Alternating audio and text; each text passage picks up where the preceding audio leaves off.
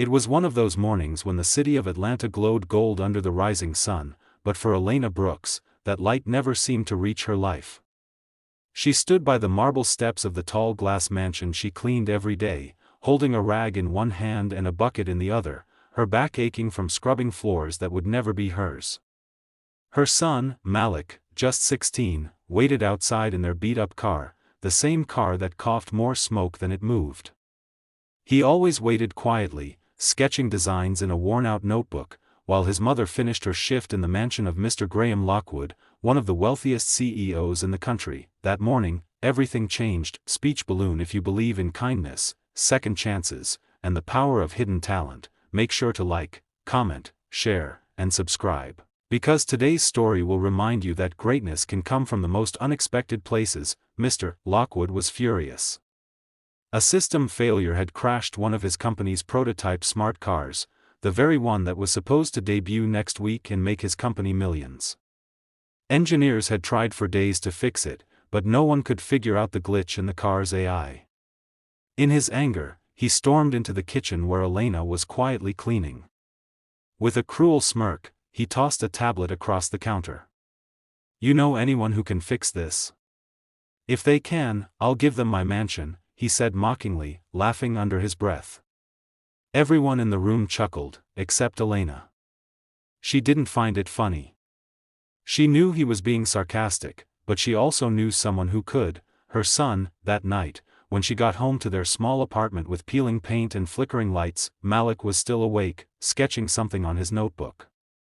He was a quiet boy, bright, curious, and always tinkering with broken electronics from junkyards. When she told him what had happened, he didn't laugh. Instead, he asked softly, "Mom, can I see the file?" Elena hesitated. She didn't want to upset her boss or lose her job, but Malik's eyes had that rare spark, the same spark she'd seen years ago when he fixed a broken radio at the age of 8. So, she let him look at the code from the tablet. Malik's fingers flew across the screen, eyes narrowing as lines of numbers and symbols scrolled by. Hours passed. By dawn, he smiled for the first time in months. "Mom," he said, "it's not broken, they just built it wrong." The next morning, Elena stood nervously at the mansion gate, clutching the tablet. Mr. Lockwood didn't even look at her when she approached. "Sir, my son thinks he can fix your prototype," she said softly. The CEO burst into laughter. "Your son? What is he, 10? This isn't a toy car." But when Malik appeared beside her, holding a tiny flash drive, something in his quiet confidence made even Lockwood pause. "Fine," he scoffed. "Go ahead, genius. If you can fix it, this house is yours." Inside the company's private lab, engineers whispered among themselves, watching the young boy sit at the terminal. Malik didn't speak much, he just worked. His eyes moved fast, his fingers faster. Within minutes, he rewrote several core lines of the AI's neural algorithm. He adjusted the logic loops, fixed the redundant code, and patched the memory leak that had caused the car to crash. When he hit run, the screen glowed green, system restored. The prototype's engine purred back to life, silence filled the room. Then applause. Engineers stared in disbelief. Malik had done in an hour what a team of professionals couldn't do in days. Mr. Lockwood stood frozen, his mocking smile gone. "Who taught you this?" he finally asked. Malik just looked up and said, "No one. I just learned from watching old videos and fixing things."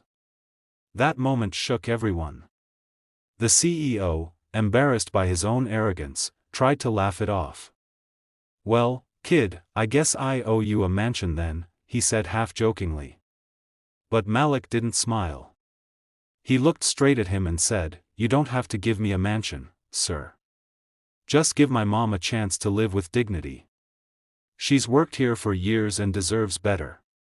Those words hit harder than any code ever could. The room went silent again, and even the hardened CEO looked away. For the first time in years, he saw not a maid, not a child from the wrong side of the city, but two people with a kind of grace money couldn't buy. Days passed, but Mr. Lockwood couldn't forget what happened.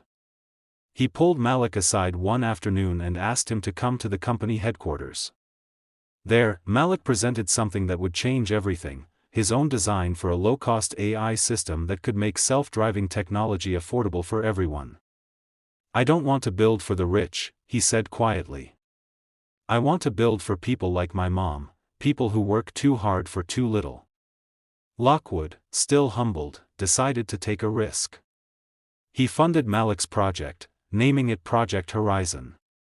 Within months, it became the company's most innovative breakthrough, the kind of technology that changed industries. Investors were stunned to learn it was built by a 16-year-old boy from the slums of Atlanta, but through all the fame and attention, Malik stayed grounded. He never forgot the nights when his mother's hands bled from scrubbing tiles, or the times they shared half a loaf of bread just to make it through the week. When journalists asked what inspired him, he always said the same thing: "My mother's strength taught me everything." Elena's eyes filled with tears the day the news reported, former Maid's son becomes youngest tech prodigy in America. She stood beside him, her heart swelling with pride as cameras flashed. But Malik didn't stay in the spotlight for long. He quietly bought a home for his mother, not a mansion, but a cozy house filled with light, laughter, and peace. Mr. Lockwood, moved by guilt and respect, eventually visited them. "You changed me," he confessed. "I used to think money measured success. But your son taught me that true success is in what we build for others." He handed her a deed, the same mansion where she once scrubbed floors. "This belongs to you now," he said sincerely. "Not because of a joke, but because you've earned it." Elena could barely speak. Tears rolled down her cheeks as she looked at her son, the same boy who once played with broken wires now standing tall as a symbol of brilliance and humility. Malik hugged his mother tightly and whispered, "See, Mom? You never needed anyone's permission to shine. You just needed someone to believe in you." As years passed, Malik's invention revolutionized modern transport. He started a foundation for underprivileged kids, giving them access to technology and education. His first scholarship went to a little girl whose mother worked as a maid, just like his had, and sometimes, when he walked past the old mansion, he'd pause by the window where his mother once polished the glass and whisper a quiet promise to himself: "Never forget where you came from, because greatness doesn't come from wealth or privilege. It comes from the fire that refuses to die, even when the world tries to drown it in dust."